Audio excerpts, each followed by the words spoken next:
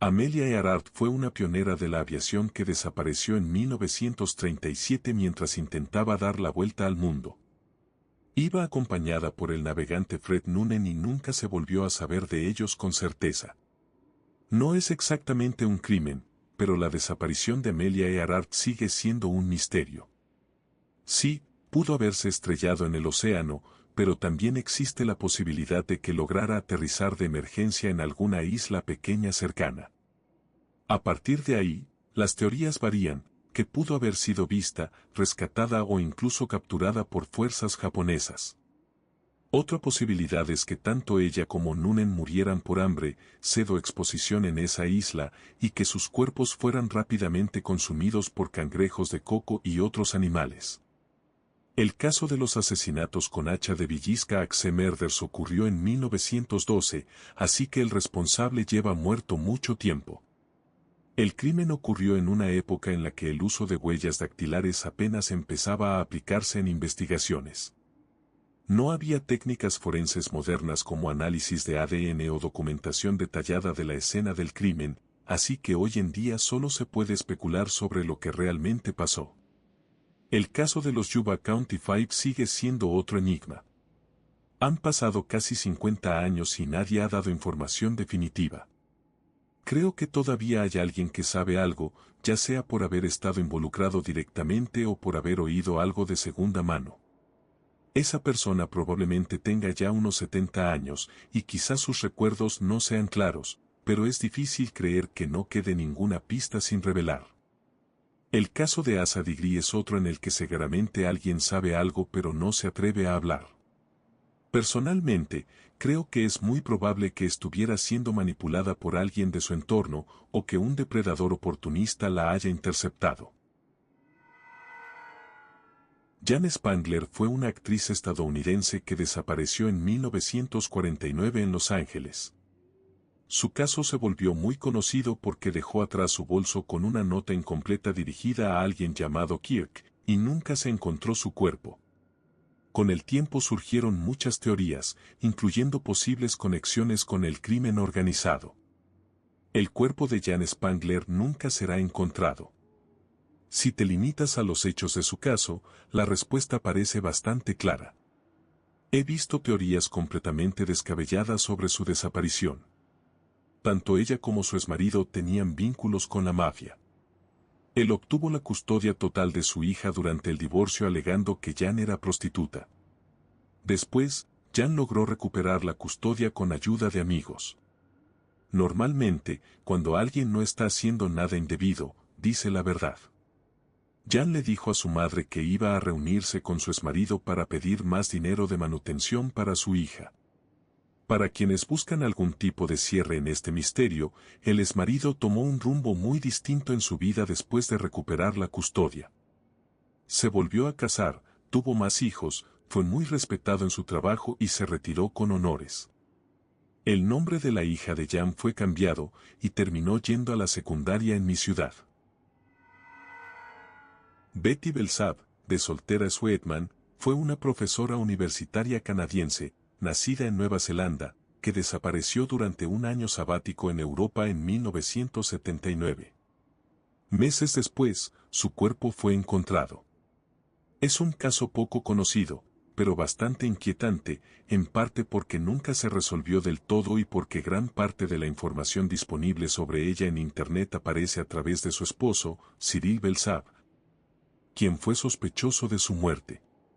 Una de las pocas cosas que llama la atención es precisamente eso, la mayoría de las referencias a Betty están ligadas a Cyril. Él fue considerado sospechoso, pero finalmente fue declarado inocente por motivo de duda muy leve, una expresión que en la práctica significa que no había pruebas suficientes para condenarlo. Pero tampoco despeja completamente las sospechas. El caso es extraño por varios motivos. Aunque Cyril dijo que Betty desapareció en París, su cuerpo fue encontrado en Switzerland, no muy lejos del pueblo donde ambos se estaban quedando como base durante su estancia en Europa. Eso genera una duda lógica: si alguien la hubiera secuestrado en Francia, ¿por qué trasladarla a otro país? Hay que recordar que esto ocurrió antes de acuerdos modernos de libre circulación, por lo que cruzar fronteras era más complicado que hoy. También hay detalles que resultan difíciles de encajar. Por ejemplo, Cyril alteró los registros dentales de Betty. Él explicó que lo hizo porque estaba en negación y no quería que el cuerpo encontrado fuera identificado como el de su esposa. Pero eso plantea otra pregunta inquietante: si realmente creía que había desaparecido en París, ¿por qué asumir que ese cuerpo en Suiza podía ser el suyo? Eso sugiere que, de alguna manera, contemplaba seriamente esa posibilidad. Según se dice, los hijos de la pareja creen que Cyril no fue el responsable. Es comprensible, ya que aceptar algo así dentro de una familia es extremadamente difícil.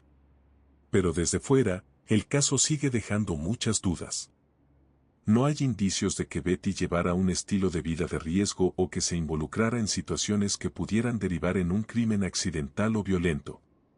Cyril, por su parte, recibió numerosos reconocimientos a lo largo de su vida y vivió hasta una edad avanzada, superando los 90 años.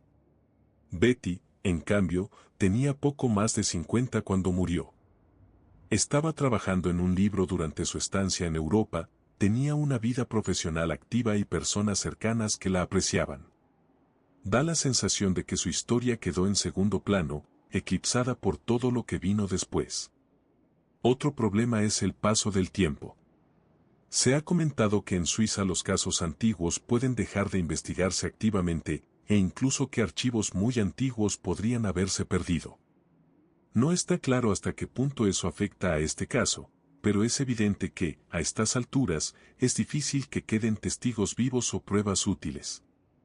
Incluso con tecnología de ADN actual, puede que no haya suficiente material para llegar a una conclusión firme. Y aunque apareciera ADN de Cyril en elementos relacionados con el cuerpo, eso tampoco sería definitivo, ya que convivían. Además, parece que la familia no ha impulsado la reapertura del caso, lo que también ha contribuido a que caiga en el olvido, a pesar de que técnicamente sigue sin resolverse. El hecho de que todo ocurriera entre varios países, Francia, Suiza y una pareja de origen canadiense, complica aún más cualquier investigación. Casos similares, como el de Madeleine McCann o Natalie Holloway, muestran lo difícil que puede ser investigar y procesar crímenes cuando ocurren fuera del país de origen de las víctimas. Joseph James DeAngelo, conocido como el East Area Rapist o Golden State Killer, fue un agresor y asesino que actuó en California durante los años 70 y 80. Su caso finalmente se resolvió en 2018 gracias al uso de genealogía genética, pero incluso con su identificación, siguen quedando muchas dudas sin respuesta sobre cómo operaba y por qué dejó de actuar de repente. Creo que el East Area Rapist, o Golden State Killer, como quieras llamarlo, es un buen ejemplo de un caso resuelto que aún así sigue teniendo pequeños misterios raros. ¿Cómo logró aparentemente dejar de matar después de Janelle Cruz? Su hermano estuvo implicado de alguna forma, yo no lo creo, pero he visto a otros especular con eso. La policía encubrió lo que hizo cuando lo descubrieron robando repelente para perros y un arma, solo para evitar que uno de los suyos fuera relacionado con el caso Aarons. Acrónimo en inglés de violador del área este/diagonal asesino del acechador nocturno original. ¿Y qué pasa con los mapas? ¿De verdad daría lo que fuera por saber la historia detrás de esos mapas? ¿Los dibujos y garabatos realmente eran suyos? ¿Por qué eligió a ciertas víctimas en particular? ¿Tuvo más víctimas de las que se conocen? Hay demasiadas preguntas que nunca tendrán respuesta, y es uno de esos casos que se me metió tanto en la cabeza que desespera saber que nunca lo entenderemos por completo. Dicho eso, como persona no tiene nada de interesante ni misterioso. Solo era un viejo malvado, que se pudra solo en su miseria. Robert Garrow fue un criminal activo en los años 70 en el estado de Nueva York. Cometió múltiples asesinatos y agresiones, y su caso es muy conocido en el ámbito legal por el llamado caso de los cuerpos enterrados, donde sus abogados encontraron evidencia incriminatoria, los cuerpos de sus víctimas. Pero no podían revelarla directamente por el secreto profesional. Esto lo convirtió en un caso de estudio clásico sobre ética legal. Por otro lado, Adele Komorovsky fue una joven asesinada en 1973 en la McMaster University, en Hamilton. Su caso nunca se resolvió, y con el tiempo surgió la teoría de que Garrow podría estar implicado, aunque sin pruebas concluyentes. Robert Garrow. Hoy en día no es muy recordado, pero fue tanto un asesino en serie como un asesino en racha en el estado de Nueva York durante los años 70. Al parecer, sus crímenes se siguen utilizando como caso de estudio en las facultades de Derecho, especialmente por el dilema de qué deben hacer los abogados cuando encuentran evidencia que incrimina a su propio cliente. El llamado caso de los cuerpos enterrados. Se ha sugerido que también podría ser responsable de un asesinato sin resolver en Canadá, el de Adele Komorovsky en la Universidad McMaster, en 1973. Uno de los investigadores que trabajó en ese caso llegó a pensar eso más adelante en su vida. Y sin faltar el respeto, porque el detective es muy admirado, hay que tener en cuenta que en sus últimos años sufría demencia, lo cual podría haber influido en su percepción. Además, su compañero de investigación parece haber señalado a otro sospechoso distinto. El único vínculo que conecta a Garrow con ese asesinato es un mapa que supuestamente se encontró en su coche, con más de 2 docenas de puntos rojos marcados. Uno de esos puntos estaba en Hamilton. No había más anotaciones ni detalles, y el mapa se perdió con el tiempo, por lo que ya no se puede comparar con otros crímenes en esas ubicaciones. En mi opinión, los crímenes previos de Garrow, incluyendo agresiones contra mujeres y menores, no encajan del todo con la idea de que viajara a una ciudad en otro país donde aparentemente nunca había estado antes. Ni siquiera está claro que haya ido a Canadá alguna vez. Aunque Nueva York está cerca de la frontera, su trabajo no implicaba viajes entre estados o países, y no hay registros de que tuviera conexiones o interés por viajar. Para llegar al lugar donde asesinaron a Adele, Garrow habría tenido que cruzar la frontera, salir de la carretera principal y orientarse dentro de una ciudad desconocida hasta llegar al campus universitario. También habría tenido que dejar su coche en algún sitio donde alguien pudiera notar una matrícula de Nueva York, y luego encontrar la residencia estudiantil donde vivía Adele. En ese momento conducía un Volkswagen hatchback naranja, que no era algo extremadamente raro, pero tampoco pasaba desapercibido. Además, incluso repartidores locales y personas del propio campus se pierden intentando encontrar ese edificio. Garrow habría tenido que deambular por la zona, probablemente de noche, con el riesgo de ser visto. Y por su apariencia en esa época, habría llamado la atención entre estudiantes, trabajadores o visitantes del campus. Tampoco hay nada en su perfil que indique que frecuentara universidades. Así que no es imposible que haya sido él quien asesinó a Adele, pero para que eso ocurriera y además saliera impune, habría tenido que tener mucha suerte, y ella, muchísima mala suerte. Ben McDaniel era un buzo aficionado que desapareció en 2010 mientras exploraba una cueva submarina en Vortex Spring. Su equipo fue encontrado, pero nunca se recuperó su cuerpo. Desde entonces, ha habido 2 teorías principales, que murió dentro de la cueva o que ocurrió algo fuera de ella, posiblemente relacionado con el propietario del lugar. A día de hoy, el caso sigue sin resolverse y genera bastante debate. Ben McDaniel. Él no está en la cueva.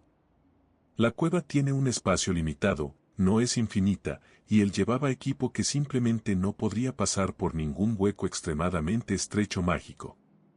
No habría podido intentarlo sin que fuera evidente para cualquiera que estuviera observando.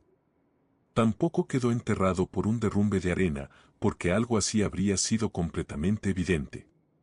No creo que haya sido un asesinato como tal. Pienso que su propia arrogancia, exceso de confianza, descuido, o incluso sus medicamentos recetados pudieron hacer que entrara en pánico o perdiera el conocimiento cerca de la entrada.